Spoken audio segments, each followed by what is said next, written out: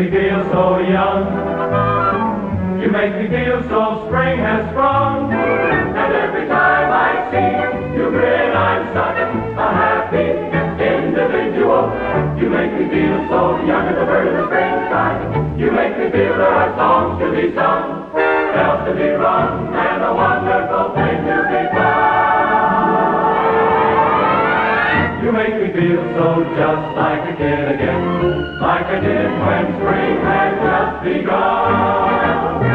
And even when I'm old and gray, I'm gonna feel the way I do today, 'cause you make me feel so gay, so gay, so young.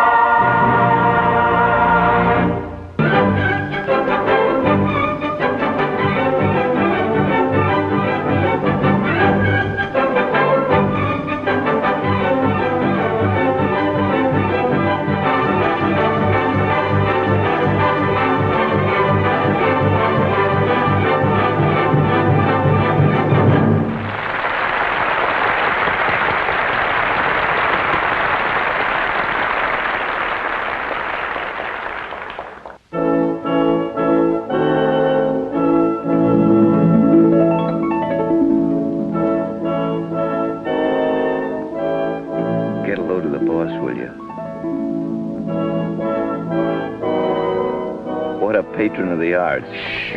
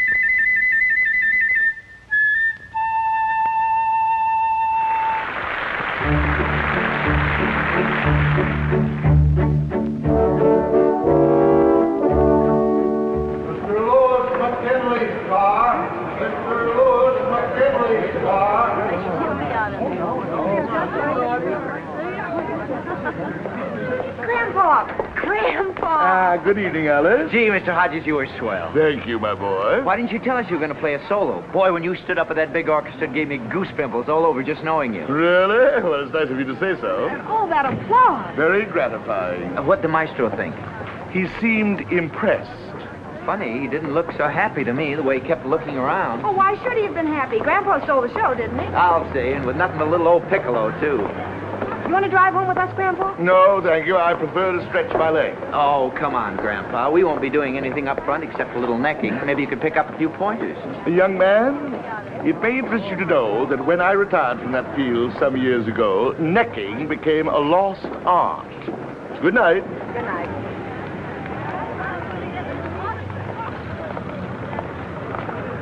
What a guy. Now I understand why Grandma used to have that awfully pleased look on her face. Yeah, maybe, but times have changed. It takes more than that to make a go of marriage today. Like, for instance? Like dough, for instance, you dough. Yes, I know. You have a theory. It's not a theory, it's facts. I've pointed out... All right, 50 Joe, all right. So we don't get married. Not until I'm in a financial condition to support a wife. How, in a comfortable wheelchair? Yeah, sure, if it takes that long. Could keep my job. Lots of girls do.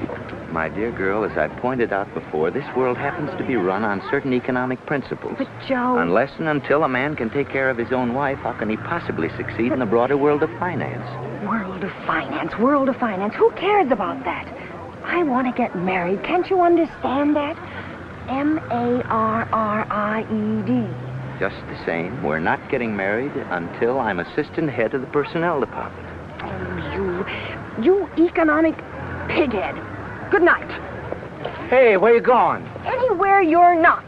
All right, go ahead, walk. Let's see if I care.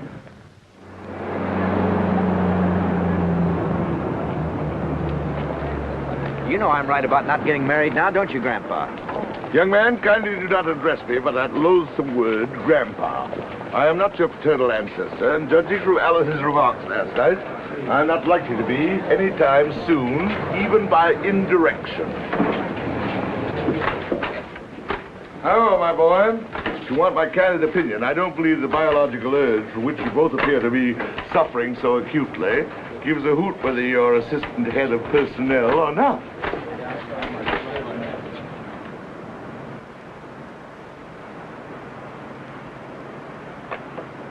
Morning, Dick, my boy. Good morning, John.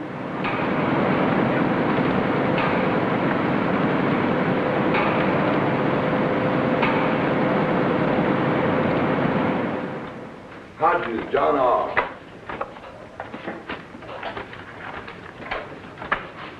Walters, Robert H.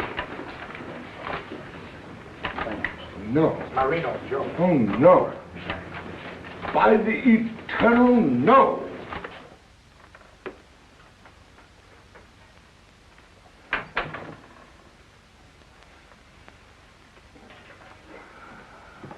Grandpa, you're late. Yes.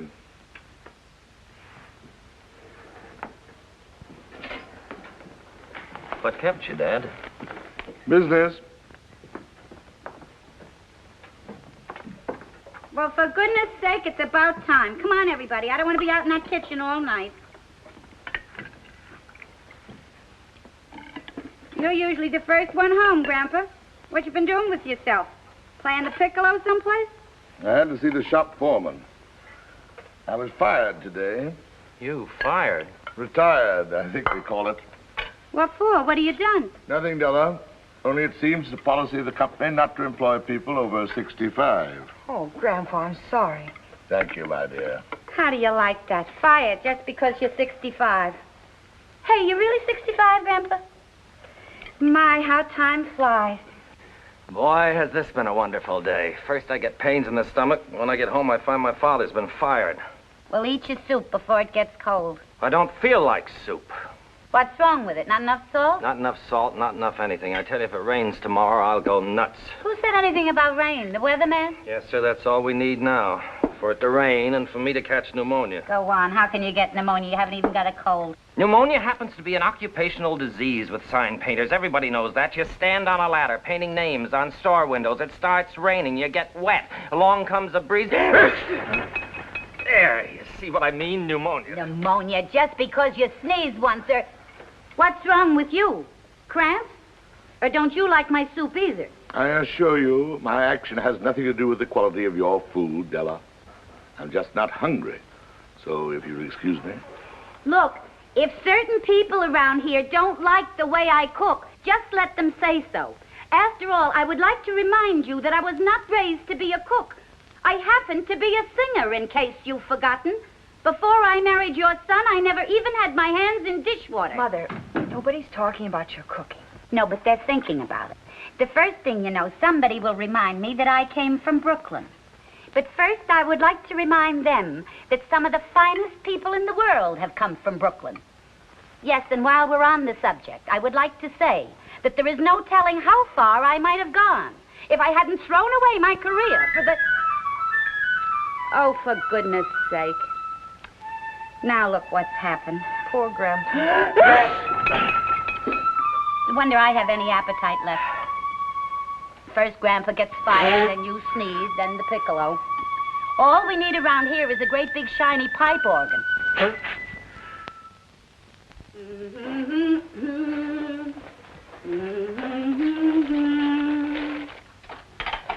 Born to be kissed, I can't resist. You are temptation, and I am yours. Oh, good morning, Grandpa. Good morning, Della. What you doing up so early? I thought you'd sleep till 10 o'clock. I'm not sleepy. Take my advice. Sleep when you can. You want some coffee? Yes, thanks. Only do me a favor, Grandpa. Don't sleep too late. Yours is the first room I clean. I assure you, Della, I have no intention of sleeping late. Thanks. Say, by the way, what are you going to do with yourself all day now that you're 65? I don't know. Oh, go to the movies, I suppose. There's a swell double bill at the Rialto. Or maybe you could go up to the park and play checkers with those other old men. Oh. What's so bad about that? Personally, when I think of the drudgery I go through day by day, I can't wait to get to be your age, so I can live out my life with dignity. Dignity can be a very empty feeling, Della. Yeah, well, you can get used to it. Like me with the cooking. Hey, I just thought of something. With you not working, you won't be bringing any money in. I'm afraid not. Well, if you'll pardon my saying so, Grandpa, that's going to be quite a blow. Financially speaking, I mean. I expect so. Yeah, especially with the way prices are going up these days. Yesterday, I went in to buy a soup bone. Just a common, ordinary soup bone. 78 cents, he says. 78 cents, I says to him. You used to throw them in for nothing. Not no more, he says. 78 cents. That'll give you a faint idea. Soup bone. 78 cents.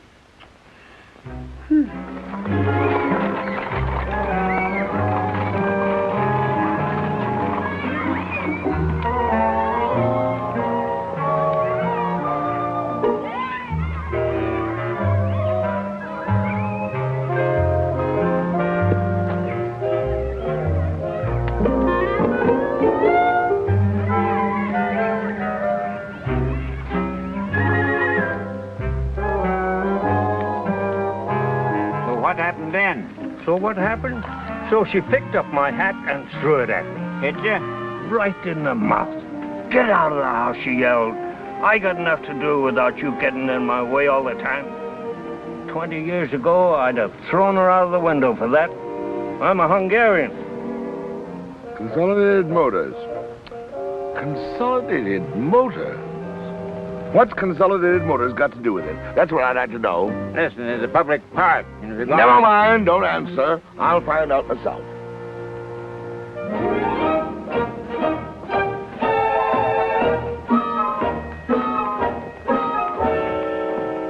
Now, this is a point we'd like you to follow in all cases. We'll put the letter on the automatic typewriter, but leave the last paragraph to the Young man, what has Consolidated Motors got to do with Acme Printing Services? Grandpa, what are you doing Never here? mind the salutations. Look at this.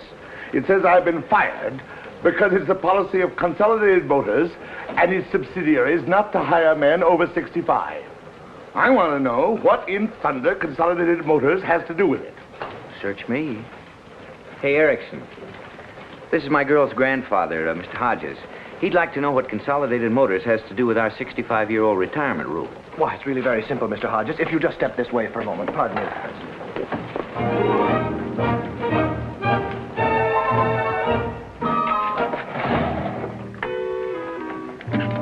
Now, we of the Acme Printing Services are a subsidiary of the Bessemer Publishing Services, whose stock is owned by the Simpson Iron Foundry, which recently merged with the McCullough Nut and Bolt Company, whose parent organization is, of course, United Hardware, the directorate of which is interlocked with Brotherton Steel, a subsidiary of Consolidated Motors. Does that answer your question, Mr. Hodges? Yes, but I must say it seems a little complicated. Big business. Now, if you'll excuse me... Just a moment, young man. Do you suppose if I went to Consolidated Motors, I might get them to change such an absurd policy? Why, Mr. Hodges, you don't mean you'd seriously consider going to Consolidated Motors about such a policy? I'd seriously consider going to the North Pole by a dog sled in the heart of winter if I thought I could get my job back.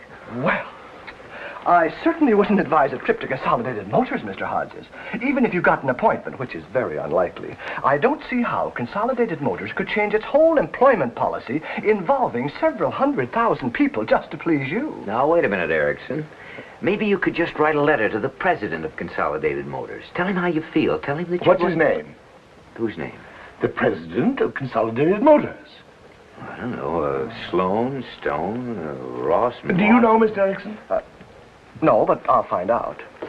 Mr. Benson, who's president of Consolidated Motors? The president of what? The president of Consolidated Motors. You got me. Why? Never mind. I'll call Mr. Gallagher's office. Mr. Gallagher's vice president in charge of personnel. Yeah?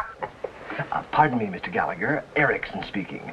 Do you happen to know who's president of Consolidated Motors? Used to be Knudsen. No, he was president of... Anyhow, listen, I'm busy. Yes, Mr. Gallagher. Thank you, sir. Oh, Mr. Gallagher doesn't know either. Amazing. Absolutely amazing. Here's one of the most important men in America. A veritable giant of industry. One of the powers behind the producing genius that is America. A man whose decisions affect millions of people. Yet nobody even knows his name. Fairless. That's it, Fairless. He's president of U.S. Steel. Oh. Thank you, gentlemen. You've been a great help. Good day.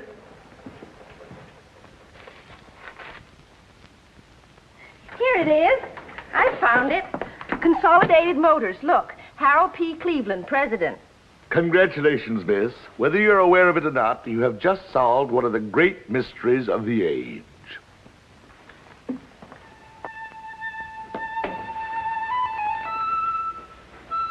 Listen to him. Since 11 o'clock this morning, it's been like this. That means he's thinking. Don't have to think on the piccolo, does he?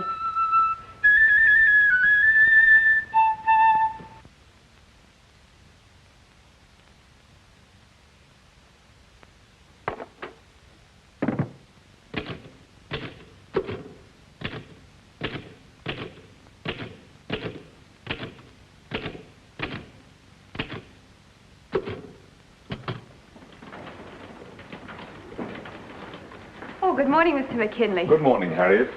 Bring in your book and the mail. Yes, Mr. McKinley.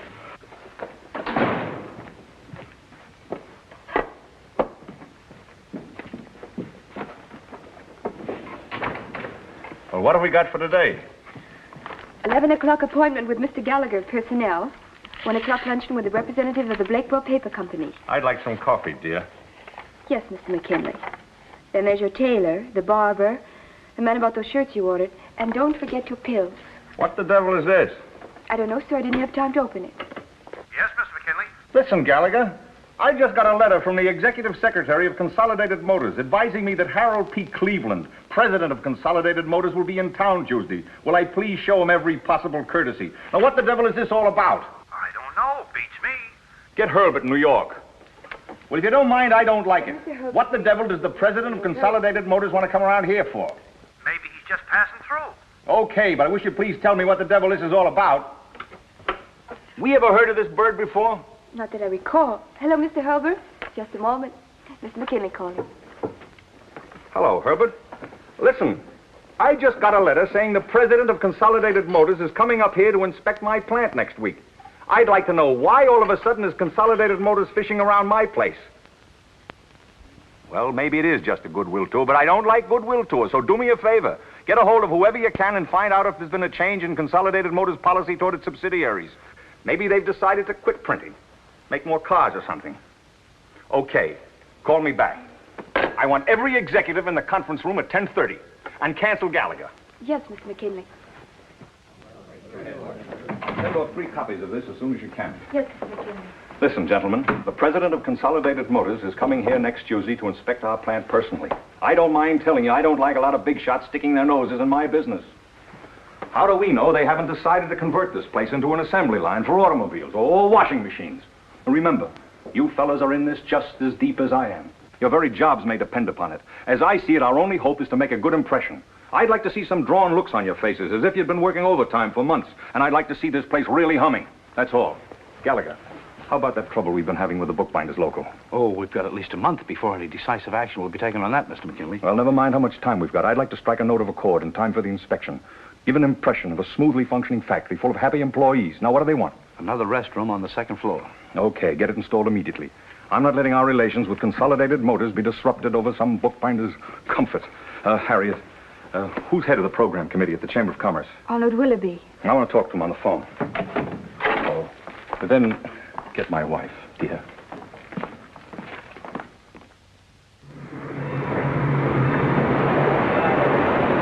What does he look like? Why, he's great guns, don't you know? I never saw him in my life. Well, of all the idiotic things, a big man like Mr. Cleveland, a man who...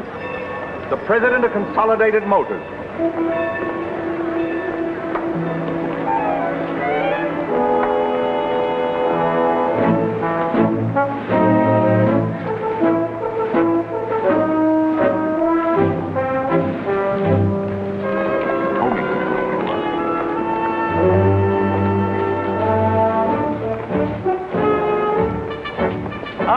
Mr. McKinley, what a pleasant surprise to find you here. I hadn't anticipated such a welcome. You're...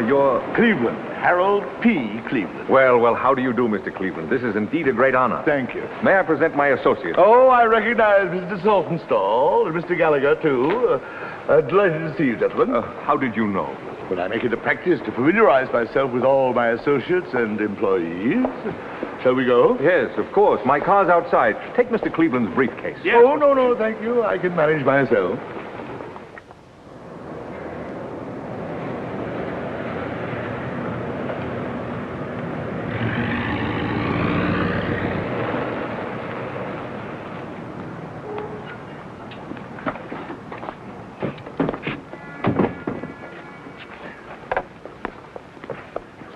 Any special department you'd like to inspect, Mr. Cleveland? We'll start with the hand press department in the composing room. Afterwards, I'd like a word with your executives. Yes, indeed. I've already issued orders for all our executives to place themselves at your disposal. Splendid. Mr. Cleveland, may I ask, is there any special significance to your visit? Special significance? Not at all. It's only a routine inspection tour.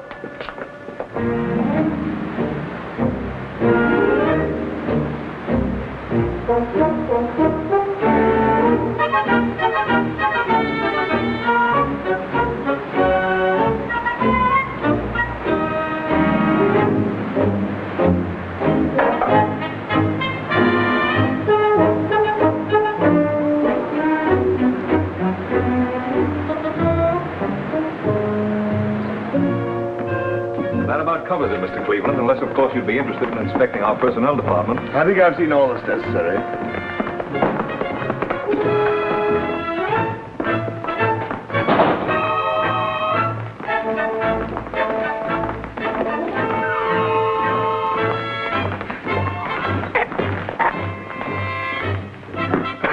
Here we are, Mr. Cleveland. This is our conference room. What's the matter? Come in, gentlemen. Well, I'll be,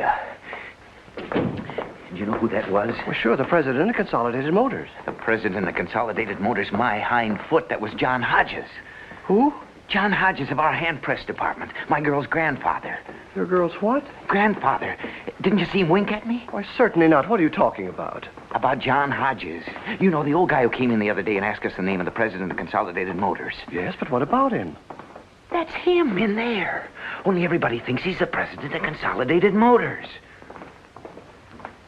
Really, Elliot, you ought to see a doctor or something. Why in the world would an important man like Mr. McKinley be wasting his time with somebody from his own hand press department? Sometimes, Elliot, you're a very stupid man. Gentlemen, I'll tell you why I wanted to visit your plant. As a young man, I had great admiration for the art of printing. I still have that feeling. But in all frankness, I must tell you that I've been keenly disappointed with what I've seen here today. Well, you've got this place running like an automobile factory, and that's downright foolish. Not one single white-haired man did I see on the job.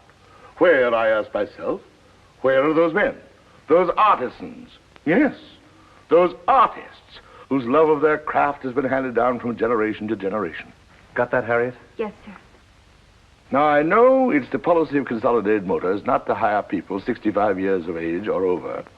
Perhaps the labor technique of putting an automobile together requires youth rather than experience. But for the life of me, I don't see how such an asinine policy, and I use the word asinine advisedly, can apply to the art of printing. My suggestion, Mr. McKinley, is that you forget about the age requirements of our assembly lines and bring back the experienced craftsmen who honor your trade immediately. Harriet, take a memo to all our executives. As of today, our employment policy is no longer governed by the 65-year age level. All employees who have been retired for that reason during the past year are to be notified immediately that their jobs are open, provided they wish to return to work. Thank you, gentlemen. Now, if you'll excuse me, I have a train to catch. But, Mr. Cleveland, you can't leave just yet. I've arranged a luncheon in your honor at the Chamber of Commerce. What? And I've even taken the liberty of engaging a suite for you at the Commodore. And my wife is expecting you for dinner tonight. I'd never live it down if you didn't show up.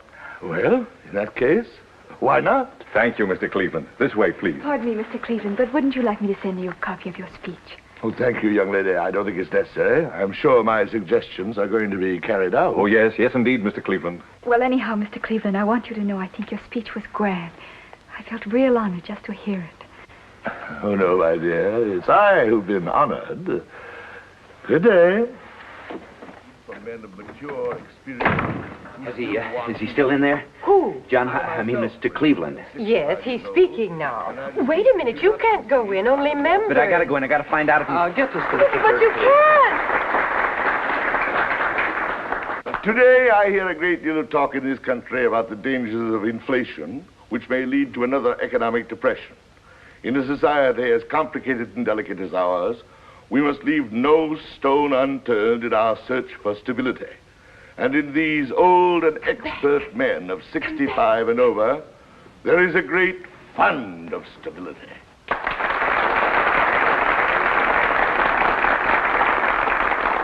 I confess there are moments, gentlemen, when I regard mass production and its subsequent benefits of a higher standard of living as a two-edged sword.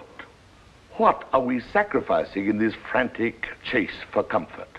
Well, for one thing, we're sacrificing those simple dignities of life which have helped make ours the greatest productive nation on earth. Now, mind you, I think that security and comforts are wonderful things. I'm all for social security. But in all our quest for this security, let us not lose sight of those things which have made this a great nation. Let us not forget that our economic strength depends basically on one thing: individual initiative. We here in America have a great tradition to uphold, a tradition of hard work, a tradition of opportunity, a tradition that every man may go just as far up the ladder of success as he individually is capable of going. A tradition that no one, in government, in industry, anywhere, can tell him what he can do and what he can't do, when he can work and when he can't.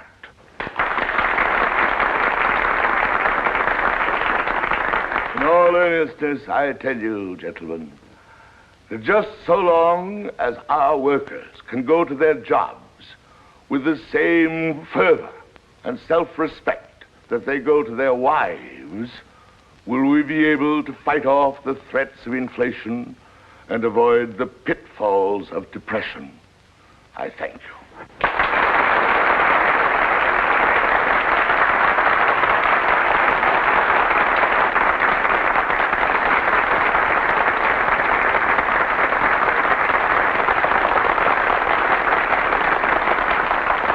Mr. Cleveland, may I have your autograph? Oh, delighted. Oh, I'm sorry. I'm not permitted to sign autographs. Company policy, you know. Oh, Congratulations, gee, I'm Mr. sorry. Cleveland.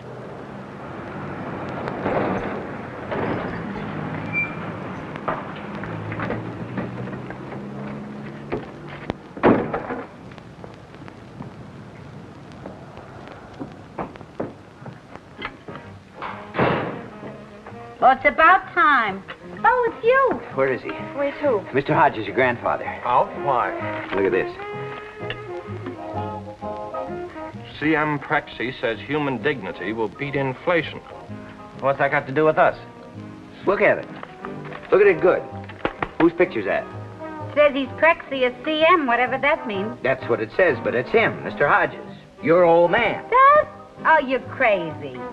Look, I'm not blind. My eyes are good enough for the Air Corps, and I'm telling you, that's Mr. Hodges. I saw him today with my own eyes. Oh, for heaven's sakes, Joe, sit down and stop being ridiculous. What in the world would Grandpa be doing at a Chamber of Commerce luncheon? Just look at the picture. That's all I ask. Just look at it. That could be a picture of anybody. As far as I can see, the only resemblance is they both got whiskers. Not even the same color whiskers. But I'm telling you, he winked at me. Joe, look at me. Look me in the eye. Have you been drinking? Drinking? I who think of nothing but success 24 hours a day drinking? Well, I like that. But I'll tell you one thing, I'm going to get cockeyed tonight if somebody doesn't start believing me. Oh, boy, what a house this is. First, we get a piccolo player. Then we get a fellow who sneezes just once, and all of a sudden he's in a hospital for an occupational disease. And now we got a lunatic on our hands who starts seeing things in newspapers. By George, this Cleveland makes sense. I'm going to save this. I want Dad to read it. Read it? He said it. Joe, please. So you think I'm drunk?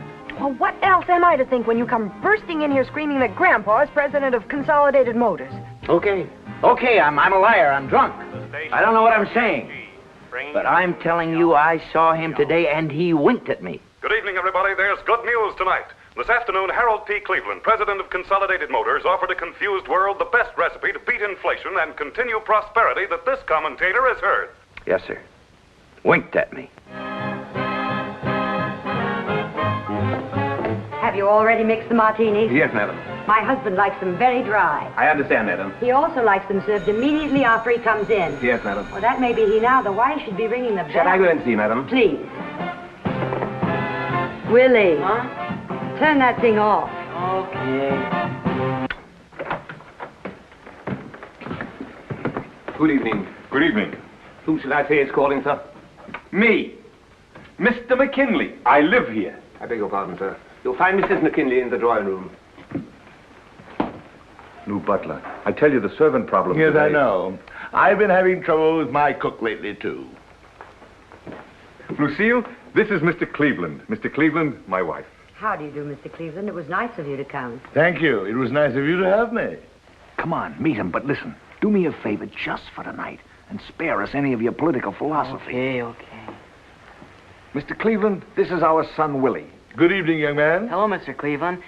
Hey, we were studying economics the other day, and I saw a picture of you. But you don't look a thing like you do. Willie. Yes, sir.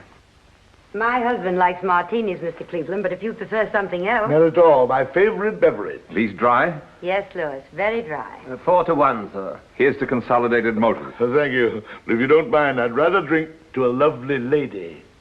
Thank you. I'll take the tray. Yes, sir. What class are you in, young man? 10th? On the football team? Well, kind of. Kind of. Oh, so that's the way it is. I used to be a bench sitter myself. How about a little refill, Mr. Cleveland? Thank you. A wee modicum, perhaps? I thought we'd have dinner at home tonight. Just family style. After that, if you like, I thought we three might run out to the country club for a little while. The country club? I'd like you to see it. It's brand new and not half bad. Most of my executives belong. Got a great little golf course. What do you say? Well, I'll be delighted. That is, if Mrs. McKinley... Oh, I'd like it very much. Very much indeed.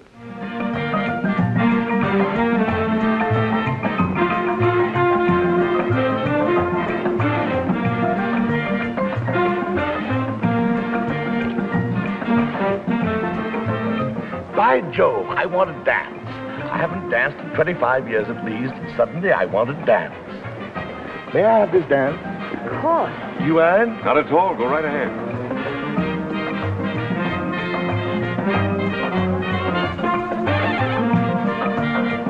What kind of barbaric music is this? It's the rumba. For one moment, I had the wild illusion it was the bunny hug.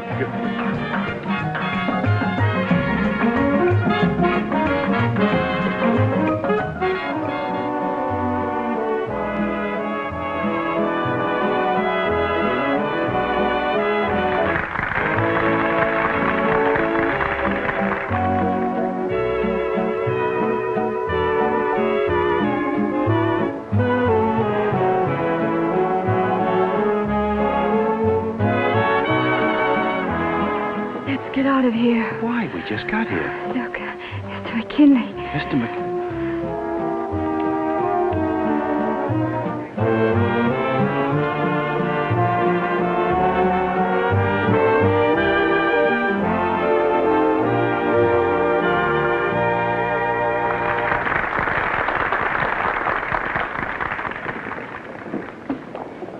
Well, you two must enjoy dancing. Your wife happens to be a very beautiful dancer, Mr. McKinley. Yeah? Well, for myself, I think it's a waste of time. Look, if you don't mind, I'll run along. I've got some papers to go through. Well, perhaps we'd all better... Oh, no, you two stay here and enjoy yourselves. I'll send the car back. Oh, don't bother. We'll get a taxi. No bother. My driver's used to waiting. I'd prefer a taxi, Louis. Okay. Good night, Mr. Cleveland. Good night, and thank you for a wonderful evening. Glad you liked it. We'll have to do this sort of thing again. Yes, indeed. I'd like that very much. By the way, before you go, there's just one thought that I'd like to leave with you, Mr. McKinley. Just a bit of my personal philosophy. I like a man who works, and works hard. But that's not enough. A man ought to play, and play hard, too. I have an idea that you don't play enough, Mr. McKinley. That's very sound advice, Mr. Cleveland. I'll take care of that in the future. Good night. Good night.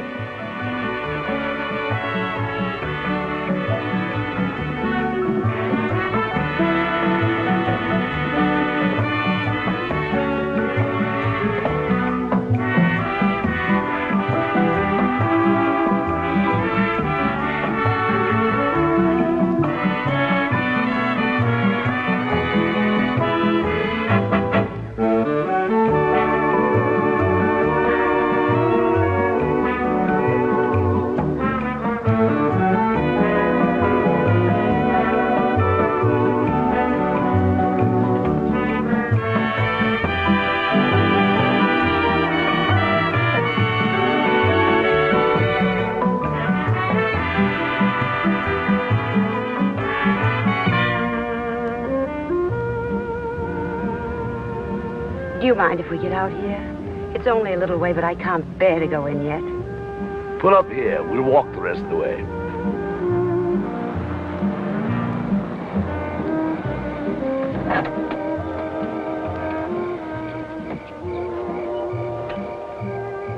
Just wait for me, please.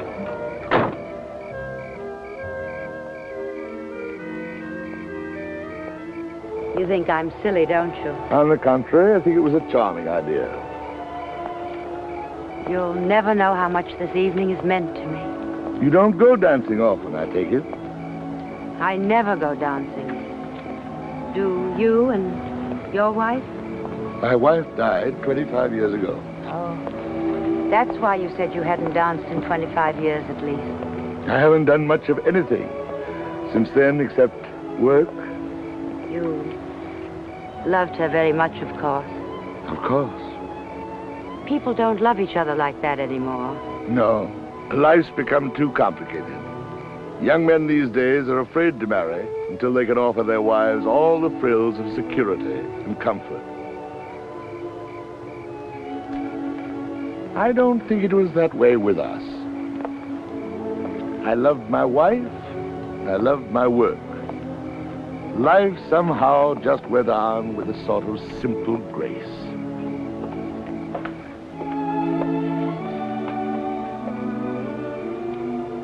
Are you leaving tomorrow? Unfortunately, very early tomorrow.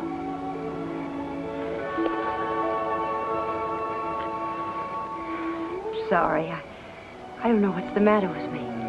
But I've been so happy tonight. So really happy. It's been so long. Good night. Good night.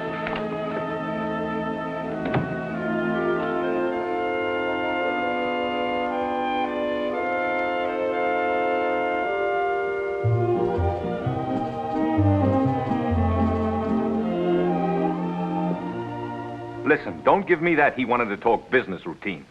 Funny, but every time I want to talk business, you're always too busy. But it's true, Mr. McKinley. You know, as a rule, I never mix business and pleasure. I only thought that Mr. Gallagher and I could take some of the office burdens off your shoulders. Office burdens? well, that's a new one. And another thing, since when do you have to dress up like that for a business conference? Okay. Tell Gallagher I'll take up this matter with him in the morning. Good night. You two must have closed up the joint.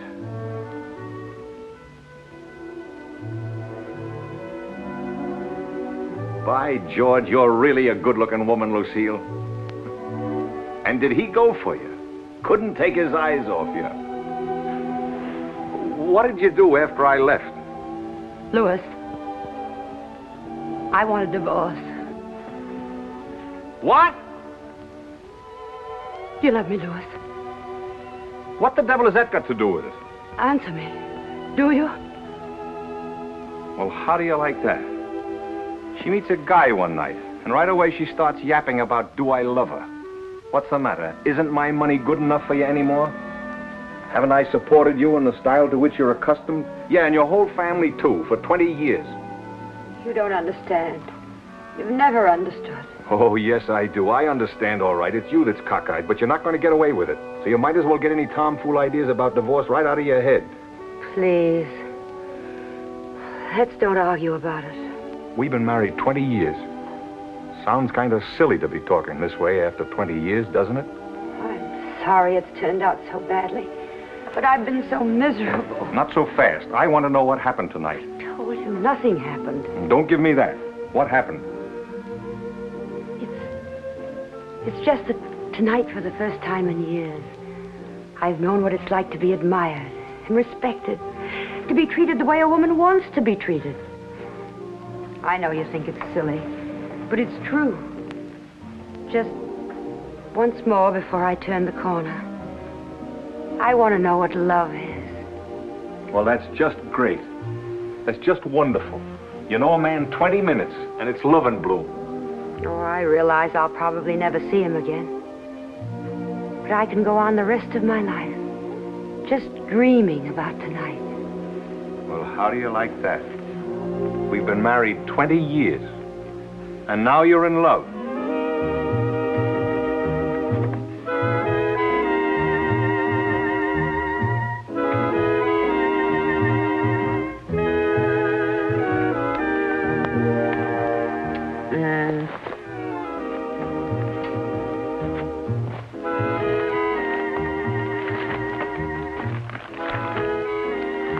Ooh, that looks nice.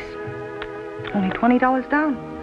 Yeah, but with the present credit system in this country, controls and all that. Joe, we're talking about a bedroom suite. My, up so late? The Prexy of CM. So I'm crazy, am I? I'm drunk. Look at him. Grandpa, your beard. Dad! Look, Mr. Hodges, before you say a word, will you do me a favor? Will you tell these people this? Dad, what have you done to yourself? What happened? You stay out of this. I want to get this matter settled first. Once and for all, are you or are you not the president of Consolidated Motors? My boy, you've no idea what I am. There, you see? I told you so, but nobody believed me. Oh, no. But why, Grandpa? Why did you do it? I wanted my job back. And just for that, you go out and pretend you're president of Consolidated Motors? I didn't count on its getting so involved, Ella. I thought I'd just establish a new hiring policy and then come home. You didn't count on its getting so involved. Boy, that's a good one. Get a load of this. Oh, an atrocious picture. You'd think with all the photographers there are in this town, at least one would have got me in focus. I give up. Honestly, I give up. My own father. Pardon me for asking, Grandpa, but what happens tomorrow when the real president of Consolidated Motors finds out he made a speech today? I'm sure I don't know, Della, but I must say it reads like a very good speech. I'll tell you what's going to happen. This is what's called confidence work, like selling phony stock. You can get 5 years in jail for this sort of thing. Really? So much? Personally, I give them 24 hours before they put you in jail. Unless, of course, you turn yourself in. That way they might be a little more lenient. I was in a show once where this fella pretends he's somebody else, only he ain't. Oh, boy, what they did to him. Holy smoke, I just thought of something. That jerk Erickson. I told him about it, and he's just the sort of heel that'll turn you in because he knows he'll probably get a promotion for it. Just my luck. He turns you in, and they make him assistant head of personnel. You sure about that? He'd turn his own mother in to get that promotion. He's that type. Well, then why don't you turn him in? Why should that other jerk get all the credit? I couldn't do a thing like that. Oh, don't be so noble all of a sudden. You want to marry Alice, don't you? Well, yes, but... Yeah, and you can't or you won't till you get that promotion.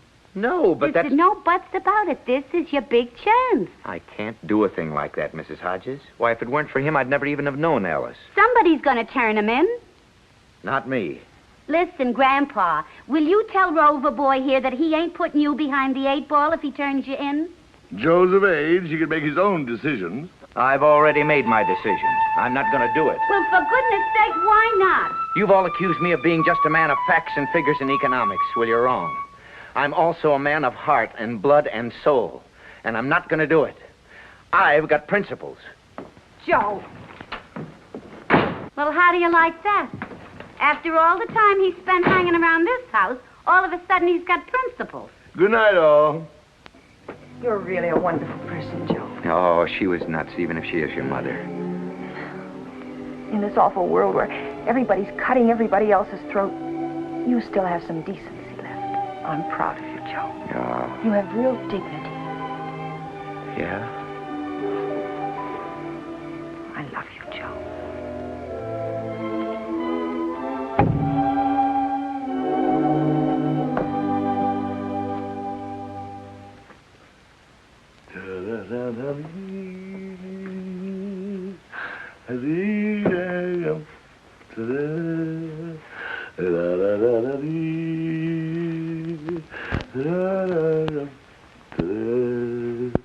Come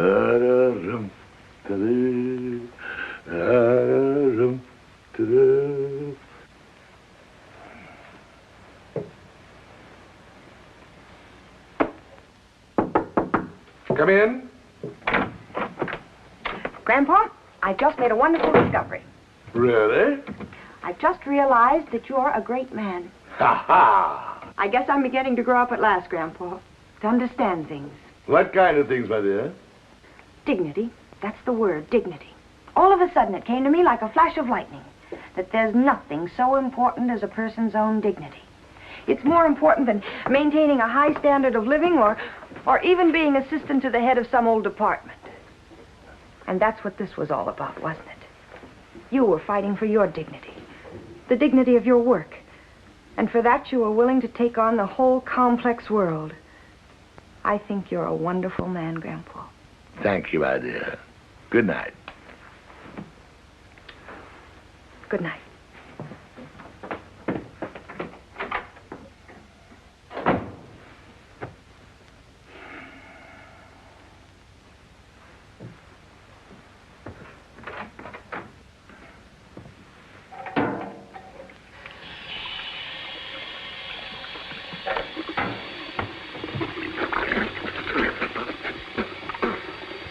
Egad.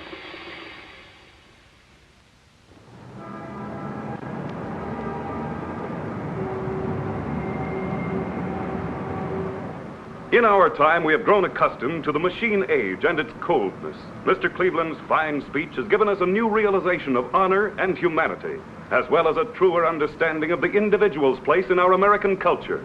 Our hat is off to Mr. Cleveland. He is a great American. Read what that paper there has to say, Mr. Cleveland? Not yet. It says, God bless Mr. Cleveland and Consolidated Motors. They've restored our faltering faith. That sure was some speech, Mr. Cleveland. Kind of makes you proud to be an American. I've never seen anything like it. There must be 10,000. This isn't even half of them. Listen, Clancy, of course I'm only head of public relations around here. I suppose it'd be too much trouble for anybody to tell me when the boss is going to make a speech. Don't blame me. I didn't know any more about it than you did.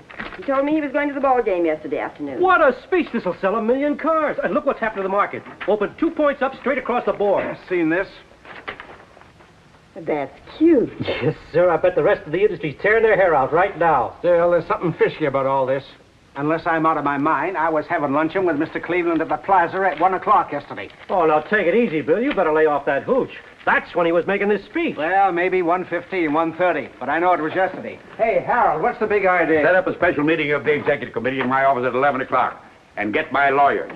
To sum it up, gentlemen, it appears that this person's speech has not only caught the public's fancy and brought this company a great deal of goodwill, but it's had a profound effect on the whole market. Indeed, on the whole business structure of America. The question now is, what are we going to do about it? There's only one thing we can do. Categorically deny the whole thing. And categorically deny ourselves $25 million? Well, if we don't deny it, you can bet that somebody else will. Then where will we be? You're a lawyer, Joe. What do you think? Well, frankly, it looks to me like a carefully planned maneuver, not only to create a bull market, but to put Consolidated Motors in an awkward spot. Maybe, though actually, when you analyze it, the speech doesn't really say anything except what we've all been saying. About individual initiative, keeping our shoulders to the wheel, and giving a bunch of old men some jobs. If you ask me, I'd say it's the work of a crackpot. I disagree. I've read the speech a dozen times. I don't find any crackpot ideas in it. In fact, I consider it a splendid speech. I'm inclined to agree with everything it says. No, Ernest, the thing that worries me is, why didn't I make that speech? What? You're paid a handsome salary to handle the public relations of this company. Here's a fine business talk that I could have made. Now, why didn't you think of it for me? But Mr. Cleveland, In fact, why didn't I think of it for myself? For that matter, why didn't some of you other gentlemen think of it for yourselves? Well, I think Mr. Cleveland has a point there.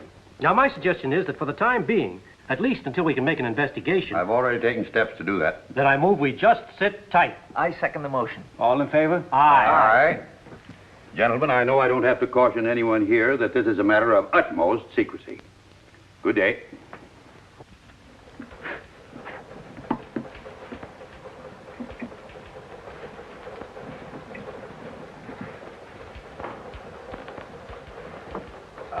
Say, Frank, Yeah? you remember my telling you yesterday about the president of Consolidated Motors and how it was really an old guy in our hand press department? So? You haven't told anybody yet, have you? Well, hardly. Well, do me a favor and don't. It's a long story I can't explain, but just take my word and don't. Sure. Thanks. Well, see you around.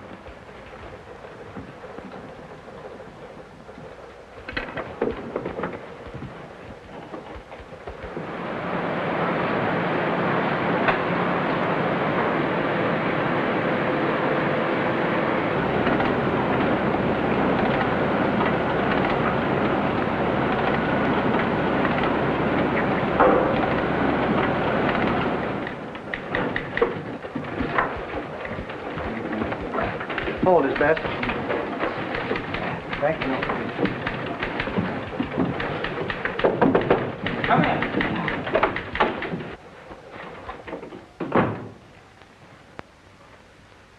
Well? Mr. Gallagher, there's something going on around here that I think ought to be brought to Mr. McKinley's attention immediately. What sort of something? This whole Consolidated Motors thing, sir, it's just a gag.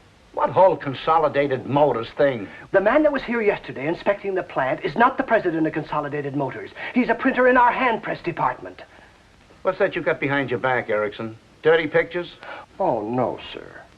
This is the file on him. The file on who? On this man who everybody thinks is the president of Consolidated Motors.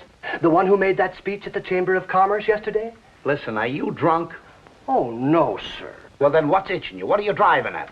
Only that the man that was here yesterday inspecting the plant was an imposter. He pretended to be Harold P. Cleveland, the president of Consolidated Motors, and he's not. He's John Hodges, a printer. Listen, Erickson, if this is a gag, I don't like it. I know it sounds fantastic, sir. You're getting to be something of a screwball. You know that, don't you?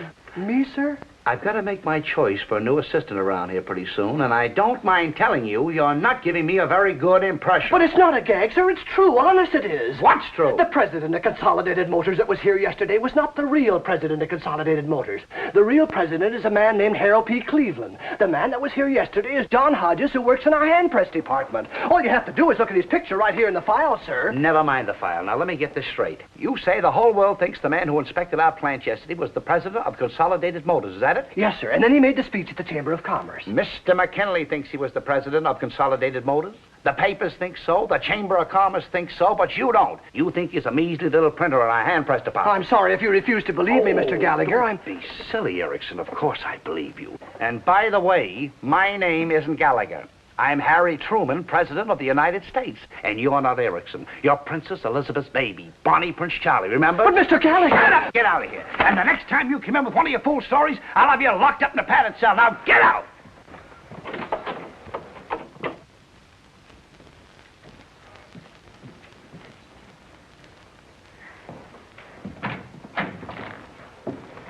Mr. McKinley in?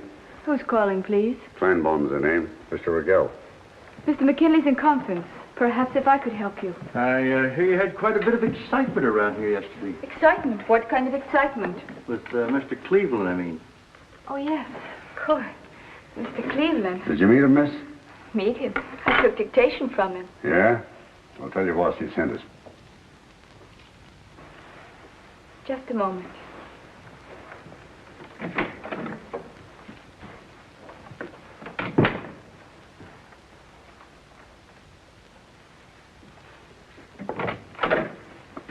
Mr. McKinley will see you now. Thank you, miss.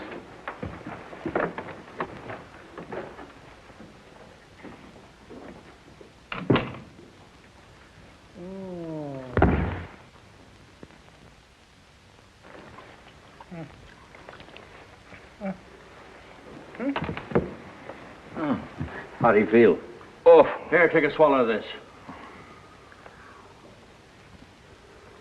yeah. There, you'll be okay. You sent for the doctor. I don't want a doctor. And you keep out of here, too. I was only trying to help. Of course you understand this must be handled with absolute secrecy, Mr. McKinley. Don't worry. I'm the guy that was taken. Why, if this ever gets out, they'll laugh me right out of town. Don't excite yourself, Mr. McKinley. Why shouldn't I excite myself? My whole life's been disrupted. First my wife wants a divorce. Now I faint. All on account of this phony. Oh, the crook, the dirty, low-down crook. I took him to my house for dinner. Just wait till I tell my wife. Oh, boy. Well, I laughed right in her face. Falling for a phony. Well, we'll take a look around. Yes, sir. If we find out anything, we'll let you know. Meanwhile, you get any ideas yourself, you live in a palace. Oh, boy. Well, I laughed right in her face.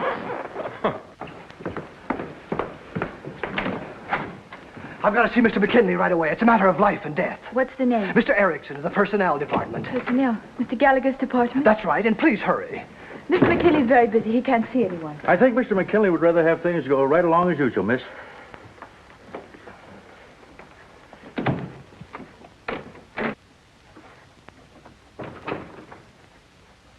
Mr. Erickson of the Personnel Department to see you, Mr. McKinley. Who the devil is Mr. Erickson of the Personnel Department? I assure you I haven't the faintest idea, Mr. McKinley. Only he says it's extremely urgent. Oh, he does he? Really, Mr. McKinley, I'm only trying Okay, send him in. Why not? The more the merrier.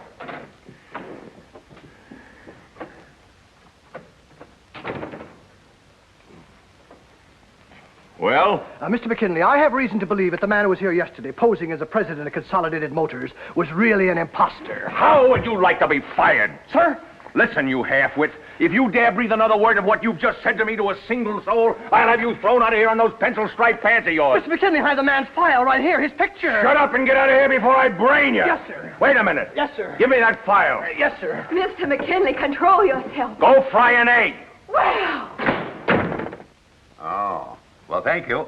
Don't do anything until you hear further from me. Goodbye. Kleinbaum, he says the man works right there in the plant. The police been notified? Oh, wait a minute. You want to break this thing wide open? But you can't let a low common thief, a confidence man, go around professing to be president of Consolidated Motors. Well, keep your shirt on. Nobody suffered any great damages. In fact, when you come right down to it, Wait till you get a load of this, straight from Union headquarters. Listen. Since Mr. Cleveland has shown a willingness to see labor's point of view, and since the United Automobile Workers are just as eager as Mr. Cleveland to maintain the nation's economic strength, we hereby pledge ourselves to arbitrate all current differences in the same spirit as his speech. How do you like that? Why, this is absolutely the most ridiculous position the company has ever been in. Looks like we're saddled with that fool speech whether we like it or not. that's right. If we deny it now, we'll be accused of trifling with the future prosperity of America. As a matter of fact, in view of the sharp market rise, I'm not sure that those of us who have bought Consolidated Motor stock recently wouldn't end up in jail. Gentlemen, my advice is to emulate that estimable creature of the sea, the clam, and say absolutely nothing. I still say there's something screwy about a simple little printer pulling a trick like this. That's possible, but if so, let's just hope he gets away with it. Fancy, have my car here at 6 o'clock and phone my home and say I won't be there for dinner. That's all, gentlemen. Well, I still... Just wait till you get a load of...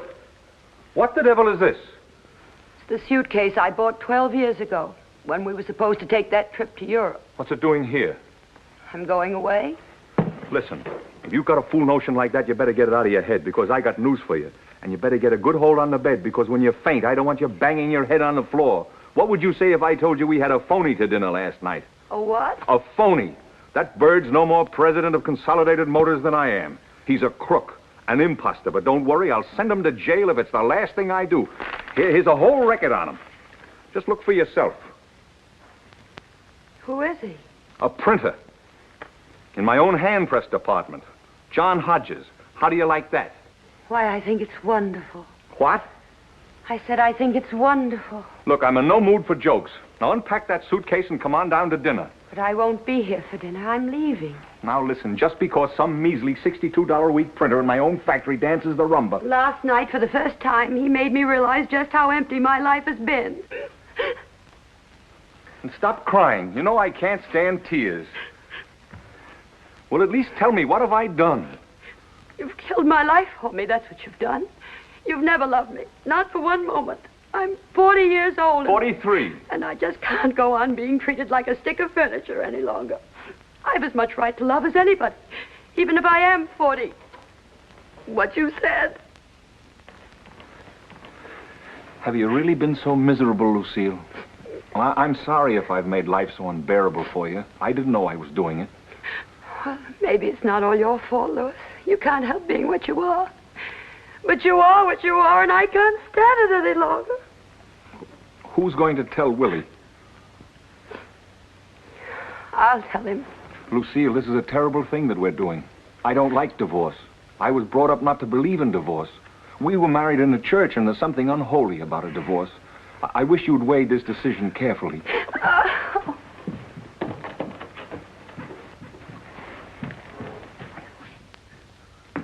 Willie. Oh, Mom, I'm starved. Yes, dear, I know. Willie, I have a shock for you. But I think you're old enough and sensitive enough to understand. Sure, what is it? Your father and I, we're separating. We're getting a divorce. Divorce? Is it a very big shock to you, dear? Is it a shock? Boy, is that some question. Of course it's a shock. Naturally it's a shock. Oh, I'm sorry, dear. I didn't mean to shock you. But I thought it would be better if I came straight out and told you. Here, sit down, darling, please. I don't want to sit down. I don't feel like sitting down. You're angry with me. I'm not angry. I'm just upset, that's all. What's so surprising about being upset? You'd be upset, too, under the circumstances. Oh, dear, I didn't mean to upset you. Actually, I'm quite upset myself. I feel terrible. Right here in my stomach. Willie, you're not going to be sick. I don't know. I must have some kind of psychosomatic disorder. It hits me right here in my stomach. Oh, dear. I don't know what to say. I've never felt so miserable in my whole life. I'm going away. Where? I don't know. To my family in Maryland, I suppose. Of course, they'll be furious with me. They'll want me to come straight back and apologize to your father, but I just couldn't do that.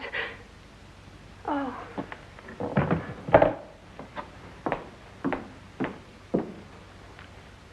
Goodbye, dear. Oh, go take some aromatic spirits of ammonia, then lie down flat. Where's your mother? Gone. Gone? Gone where? To Maryland. I feel sick. I'm sick of my stomach. Listen, I got no time for you and your stomach. I gotta stop her. That's a fine thing to say, a fine thing. My mother comes in and says, don't get sick, but your father and I are getting a divorce. Then my father comes in and says... All right, all right. Take some soda water. I'll head her off at the railroad station. You stay here. If she comes back, don't let her out of the house again. I think I'm gonna be sick all over the place. And that'll show 'em. Alice. Alice, I got it. I got it. Got what? The job, the promotion. Oh, Joe, that's wonderful. Now can we get married? You said it. Just name the day and I'll be there with bells on. See, I knew. All you had to do was tell that Mr. Gallagher... I didn't tell him. I didn't tell him anything. He just called me in and said, Joe, that Erickson's nuttier than a fruitcake. How'd you like to be my new assistant? Congratulations, my boy. Thank you. You're on your way. Someday, if you're not careful, you may even be a Mr. McKinley. Yes, sir. However, don't forget one thing. There's more in life than mere success, young man. Or rather, you should make up your mind what you mean by success. Remember, it's not just having a job. It's not just making money. It isn't? In fact, it has nothing to do with those things. It's what a man gets out of his work that matters. Are you doing something you like? Are you aware of the essential dignity of what you're doing with your hands, with your mind? Well, I certainly... First of all, there's a stewardship of responsibility that one of your generation... Yeah, well, there's the beer. What beer? The beer I ordered to celebrate our engagement, you dope. A case, a whole case. Wait, how do you know it's the beer? Maybe it's the police. The police? Oh, my goodness. I'll go. Yes? Does a Mr. John Hodges live here? Who's calling, please? Mrs. Lewis McKinley. McKinley? Oh, I'm sorry. He's gone to the door, country. Alice. Let Mrs. McKinley in. You're... John Hodges. I dyed my whiskers. You must excuse my granddaughter's behavior, but you see, we were expecting the police, so naturally she was suspicious. This is the rest of my family. My son George, my daughter-in-law, Hello. and Mr. Elliot, the young man who thought you were a case of beer. How do you do? How do you do? May I see you for a moment alone, please? Certainly. Come into my bedroom. Thank you. His bedroom. So what? After what's been going on in this house for the last 24 hours, you gonna draw the line at a bedroom? So what? No, please. Don't turn on the lights. Not yet. Well, it's a little compromising, isn't it, not having the lights on? Well, I'd like to feel a little compromise. I'm leaving my husband. Really? May I ask why?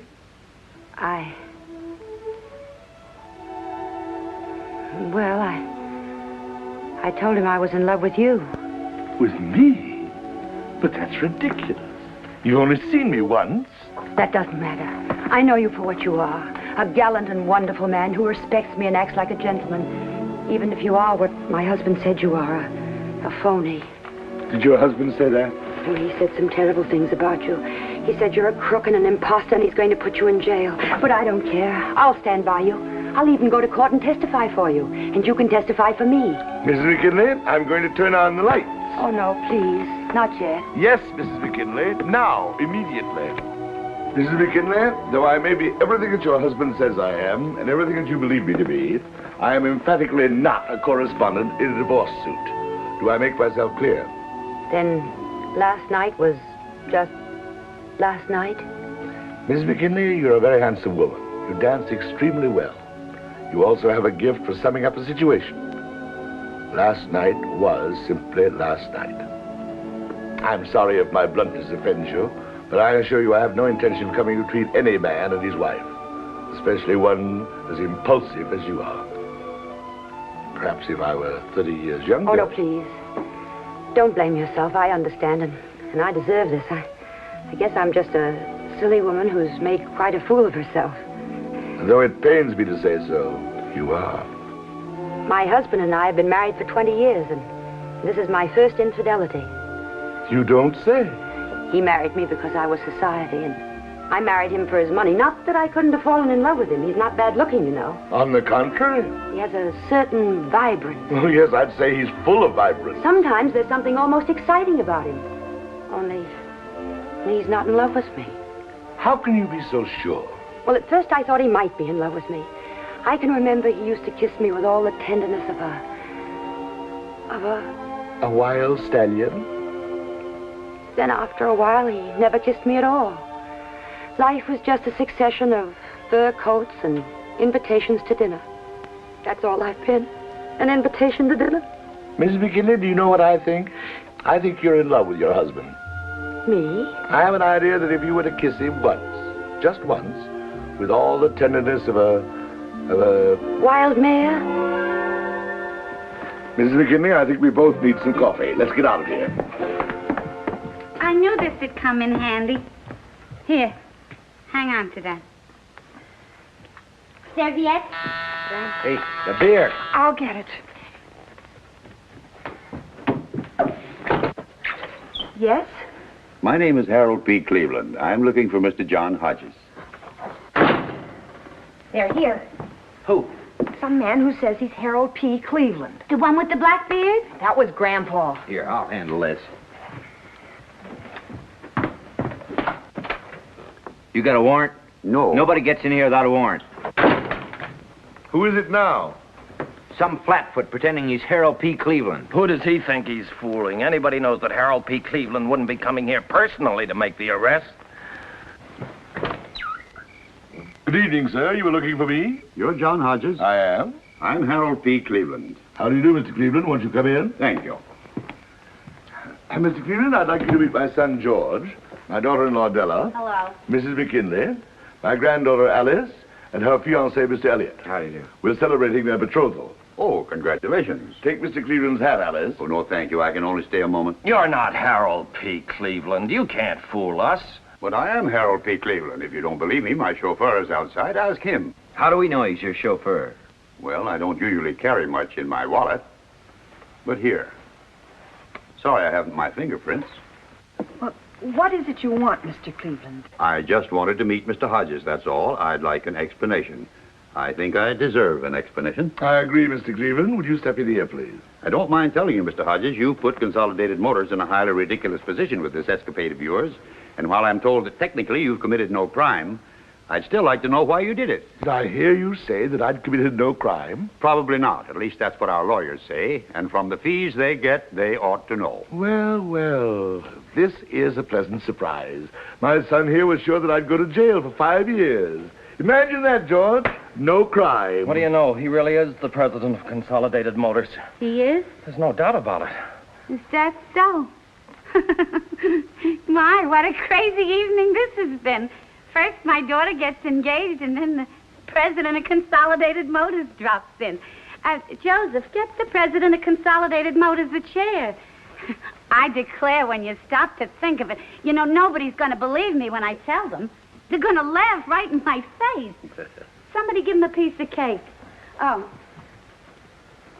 It's a Lady Anne chocolate surprise. Well, no, thank you. Oh, come on. I made it myself. My doctor doesn't allow me to eat cake. Oh? Why? You got diabetes? Oh, no, it's something entirely different. Oh. I'm sorry. May I shake your hand, Mr. Cleveland? I'd like to tell the people at the plant that I shook the hand of the president of Consolidated Motors. Not that they'd believe me, but I'd like to tell them so anyway. That'll do, Joe. Maybe you'd like a cup of my special coffee, Mr. President. Everybody says what good coffee I make, even though I'm not the cook type. I was on the stage, you know. Maybe you saw me. No, I'm afraid I never had that privilege. Have you any saccharin? Saccharin? No, but we can get you some in just a minute. Hey, Joseph, run over next door and borrow a cup of saccharin. Oh, well, please don't bother. I'll take it just as it is. Only half cream. No bother at all. You sure you never saw me? I was billed as Della Robbia, the bombshell of song. I never went to the theater when I was a young man. And now, Mr. Hodges, I'd like to hear your story. Well, it's really a very silly story, Mr. Cleveland. In fact, when I look back on it, it seems absolutely incredible. Here you are. Excuse me. Now, don't go away. I'll be back in just a minute.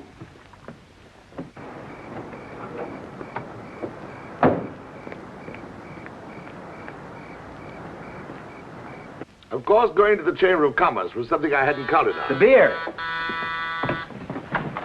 Mr. McKinley. I thought I'd find you here. Yes, Louis. Okay, all right, I love you. Do you hear? I love you. Now come on home and stop this nonsense. I beg your pardon. You keep out of this, whoever you are. This is between me and my wife. Who are you anyway? Harold P. Cleveland, President of Consolidated... Listen, I've heard all the Cleveland that I want to hear. It's all right with me if I never hear that name again. You understand? Now come on home, will you? I apologize for whatever I did. I said I apologize. All right, Louis, only don't shout so. I'm not shouting. I just said I apologize. Yes, dear, I heard you. Dear? Did you call me dear? Yes, dear. Well, I'll be... Hodges, you're fired.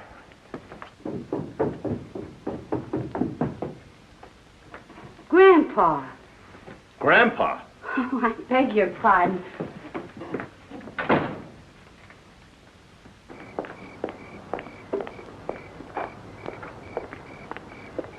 Well, who the devil's car is that? Mr. Harold P. Cleveland, president of Consolidated Motors. Harold P. whose? The man you yelled at inside, dear. And that, Mr. Cleveland, is the whole story. And quite a story it is, Mr. Hodges. Pardon me for suggesting it, but I just happen to have this album laying around, and only this afternoon I said to myself, Della, if the right part... Della, there's no time for that now after what's just happened. After what's just happened? Dad's been fired. That's what. Fired. Fired? What, again? It's all right, Della. I knew all the time it wouldn't work. Oh, fired, and after all the trouble we've gone through. Mother, please. Okay, but it's a fine time to tell us, right in front of the president of Consolidated Motors. If you've really been fired, Grandpa, what are you going to do? Well, I know one thing I won't do, and that's go sit in the park and feed the pigeons. How would you like to work with me in New York, Mr. Hodges? There's a little office next to mine. We could have it redecorated. Oh, Grandpa. For goodness sake, imagine New York. Maybe you could find a little apartment. I'm sorry, Mr. Cleveland, but I couldn't do that. You know the well-known hackneyed phrase, New York may be all right for a visit, Maybe you could live in Brooklyn. No, Della. Not even Brooklyn. Oh, it's a question of money. No, thank you. I make all the money I need right here. All the money you need? Listen, you just lost your job. And with the price of soup bones going up... I'm sorry, Della. You'd have lots of leisure. I'd only want you around for advice in public relations matters. Maybe we could go to a ball game together occasionally. Thank you, Mr. Cleveland, but no. This is my home. My family's here. We're happy. That is, as happy as people need to be. I have my health. I eat what I like. I drink my coffee without saccharin. I don't have to make speeches unless I want to. Go to board meetings. Worry about stockholders, unions, income taxes. Come to think of it, Mr. Cleveland, why don't you move out here? You're still young enough to get a good job. Now, please, Mr. Hodges, don't tempt me. Well, I must be running along. Good night, everybody. Good night, sir. Well, don't look at me. He's your father. I'm sorry you won't come with me, Mr. Hodges, but I think I see your point. Thank you. As to your job at Acme Printing, I wouldn't worry about that if I were you. You heard Mr. McKinley fire me. Mr. McKinley apparently has high blood pressure. I'll send him a note tomorrow. No, I'll make it a directive that you're to have your job as long as you want it. Well, thank you. You've been very understanding. If there's ever anything I can do for you... Well, you should ever get an idea for another good speech. It would be a pleasure, Mr. Cleveland. A pleasure indeed. You're a great man, Mr. Hodges. A truly great man. Thank you, Mr. Cleveland. So are you. Good night. Good night.